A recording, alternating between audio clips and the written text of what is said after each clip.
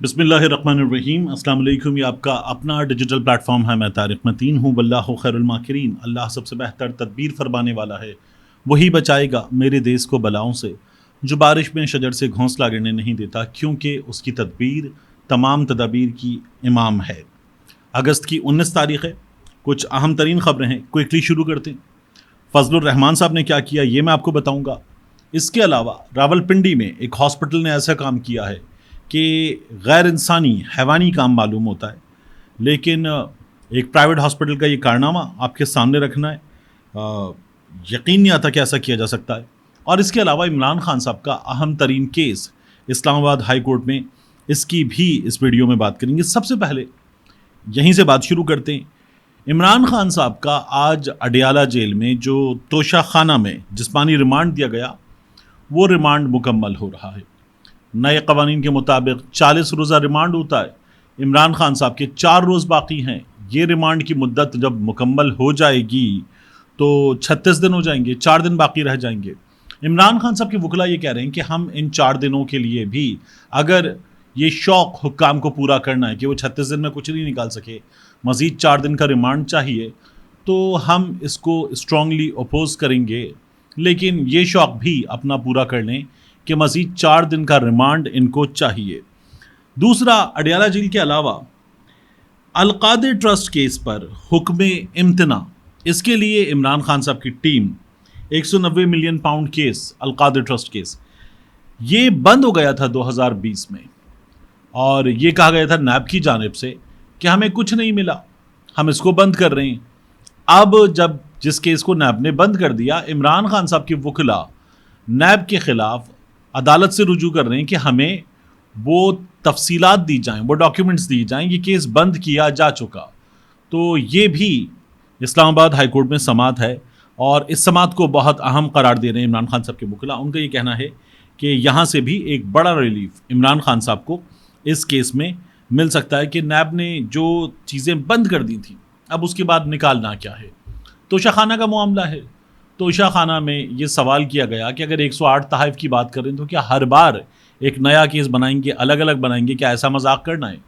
اور ظاہر ہے کہ ہمارے ہاں جو گاڑیاں لی گئیں اس سے پہلے حکمرانوں کی جانب سے، جن کی توشہ خانہ میں اجازت ہی نہیں تھی، قوانین نرم کر کے لی گئیں، وہ کیسے کیا جا سکتا ہے؟ یہ سوال پاکستان تحریک انصاف والے اٹھا رہے ہیں۔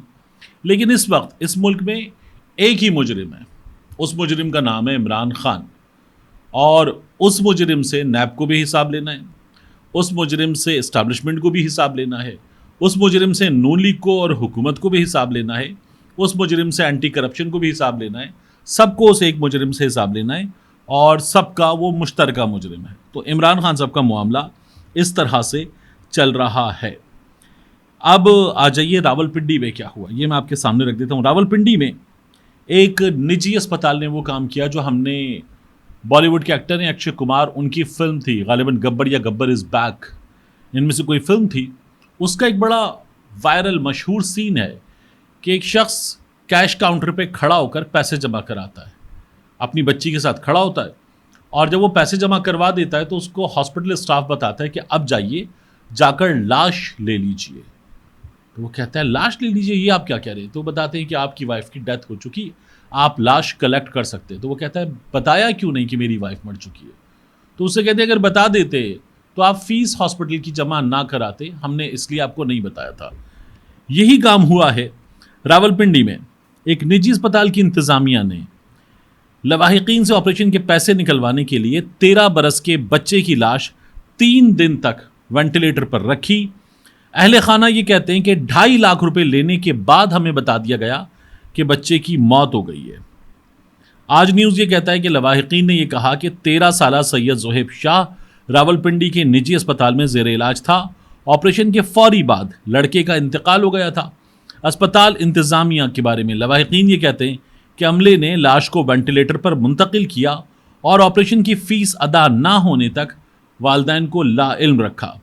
لواحقین کا یہ کہنا ہے کہ مزید 3 دن تک ڈاکٹرز بتاتے رہے کہ بچہ زندہ ہے۔ 2.5 لاکھ روپے فیس لی گئی، اور فیس لینے کے بعد بتایا گیا کہ بچے کا انتقال ہو گیا ہے۔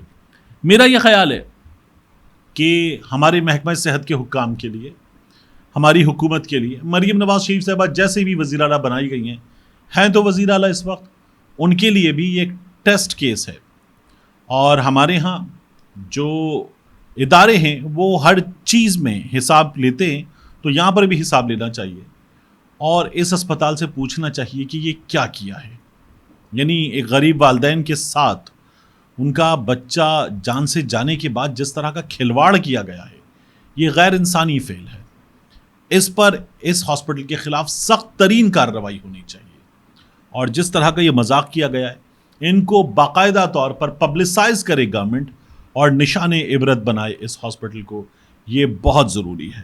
تو یہ بہت بڑا کیس ہے, اس کیس کو حکومت کو ٹیسٹ کیس بنانا چاہیے.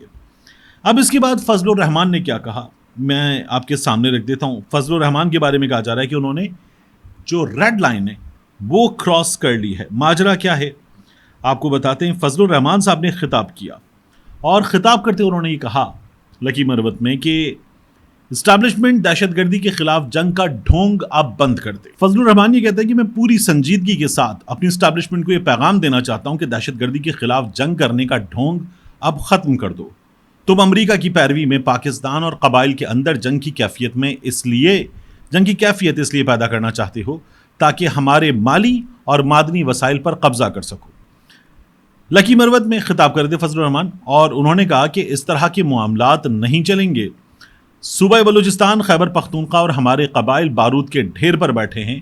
ان کے بچے اور خاندان محفوظ نہ ہوں. اپنے اور اسٹیبلشمنٹ بتائے کہ اس سرزمین پر امن کیسے آ سکتا ہے. وہ یہ کہتے ہیں کہ ہم نے تو آپ کا ساتھ دیا, اس خطے اور پاکستان کے لیے امن کی بھیک مانگی تھی اور یہ مشن لے کر الیکشن سے پہلے افغانستان چلا گیا تھا, وہاں کی قیادت سے بات کی اور کامیاب ہو کر واپس آیا. لیکن آج اس کامیابی کو ناکامی میں کس نے بدلائے. فضل الرحمان کہتے ہیں کہ تم نے الیکشن کرائے لیکن ہمیں یہ الیکشن اور اس کے نتائج قبول نہیں. ہم دھاندلی کی بنیاد پر منتخب لوگوں کو عوام کا نمائندہ تصور نہیں کر سکتے. تم نے عوام کو ووٹ کے حق سے محروم رکھا, لیکن ایسے نہیں چل سکتا. انہوں نے یہ کہا کہ پوری سنجیدگی کے ساتھ اپنی اسٹیبلشمنٹ کو یہ پیغام دینا چاہتا ہوں کہ دہشت گردی کے خلاف جنگ کرنے کا ڈھونگ اب ختم کر دو. تم دہشت گردی کی بنیاد پر صرف امریکہ کی تقلید کر رہے ہو. امریکہ دہشت گردی کے خلاف کوئی جنگ نہیں لڑ رہا, بلکہ وہ دہشت گردی کا خالق ہے. اس نے پوری دنیا میں جنگ چھیڑی ہوئی ہے تاکہ اپنی فوجیں وہاں بھیجنے کا جواز پیدا کر سکے, اور تم امریکہ کی پیروی میں پاکستان اور قبائل کے اندر جنگ کی کیفیت اس لیے پیدا کرنا چاہتے ہو تاکہ مالی اور معدنی وسائل تک تمہاری رسائی ممکن ہو سکے اور میرے وسائل پر تم قبضہ کرو. وہ یہ کہتے ہیں کہ میں جانتا ہوں کہ اس سرزمین پر پشتونوں کا کیا حق ہے. میں جانتا ہوں کہ ہمارے مجبور اور محکوم علاقوں پر قبضہ کس کا ہے, لیکن ہم اپنے وسائل پر قبضہ نہیں ہونے دیں گے. یہ حق ہماری نسلوں اور آنے والے بچوں کا ہے. تو فضل الرحمان کا یہ خطاب بڑا وائرل ہو رہا ہے. کہا جا رہا ہے کہ فضل الرحمان نے ریڈ لائن کراس کر لی ہے. ہمارے ہاں اسٹیبلشمنٹ کے خلاف بات کرنے کو ریڈ لائن کراس کرنا کہتے ہیں. میں نے آپ سے پہلے بھی کیا اور یہ کہا کہ اسٹیبلشمنٹ پر تنقید کی جا سکتی ہے, فوج پہ تنقید کی جا سکتی ہے, فوج میں موجود افراد پر بھی تنقید کی جا سکتی ہے.